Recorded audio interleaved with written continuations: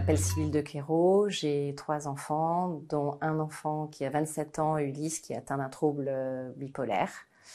Et je vais vous parler de cette maladie. Ulysse est atteint depuis, à peu près ça a démarré, il avait 13 ans. Ça a commencé par un syndrome un peu dépressif, des scarifications, et puis ensuite ça s'est accéléré. Je pense que pour pallier à sa souffrance, il a pris beaucoup de drogue. Ulysse a vu environ une dizaine de psychiatres qui n'étaient pas forcément, je pense, au courant tous des troubles. Au début, le diagnostic a tardé, ça a mis une dizaine d'années à ce que j'ai enfin un diagnostic. Sur la prise en charge, elle a été effectivement assez longue. Et très difficile parce que mon fils refusait vraiment ce diagnostic-là et refusait les soins et les médicaments. C'est une phase assez courante quand un jeune vient de se faire diagnostiquer et qu'il n'a pas envie de prendre des médicaments à vie. Alors, il a vraiment erré avec plusieurs psychiatres et ça a été un cheminement assez difficile. Et un jour où il allait vraiment pas bien, on est allé à l'hôpital Bichat et il avait pris énormément de drogue, il n'était pas dans son état normal et j'avais extrêmement peur. Donc on est allé ensemble à l'hôpital et ce jour-là, il y avait énormément de monde.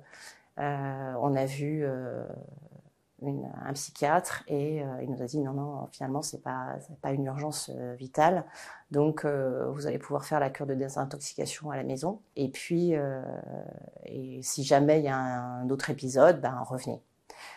Moi j'ai insisté absolument parce que je voyais que ça allait déraper et que je m'en sortais pas et que je prenais les médicaments dans mon sac pour aller travailler et pour pas que donc mon fils en prenne plus que la prescription.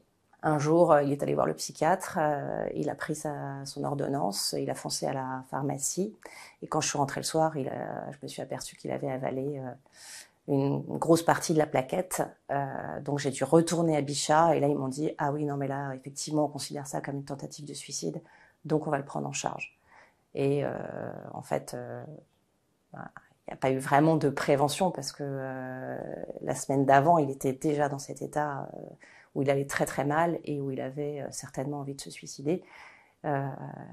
Mais il n'était pas considéré comme urgence puisqu'il y avait, elle m'a dit, 13 lits en moins, du personnel en moins et donc c'était impossible de le faire hospitaliser. L'hôpital a, je pense, il fait de son mieux avec les moyens qu'il a aujourd'hui, c'est-à-dire très peu de psychiatres qui ne sont pas forcément formés non plus à l'accueil des aidants, où la plupart du temps on est assez mis de côté.